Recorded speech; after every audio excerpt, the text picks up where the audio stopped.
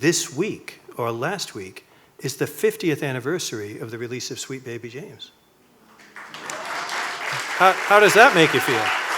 Is there an actual, I'm sure there is an actual date when Warner Brothers released it, so yeah. It was February of 1970. Okay. So That's got to be, that's 50 years. You know, that is it's worked out well.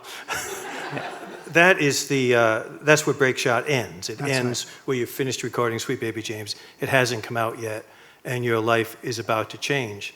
And I wonder if, to take this 1 hour past where Break Shot ends, in the aftermath of that, of having enormous success, do you think it changed the way you wrote? Because Sweet Baby James and Fire and Rain and Country Road and Caroline in My Mind and Something in the Way She Moves were all written before people knew your name. So when you suddenly were out in the world, did it sort of change the cards around? You know, I guess it did a little bit. It certainly changed my take on things. You know, who I was addressing the songs to originally was like a very abstract thing, and then when you actually have an audience, you become aware of actually who's listening and what they might think of it, and it changes things a little bit, and but that's something that changes over time anyway. You know, as time goes on, and you learn to do it better. You learn to write.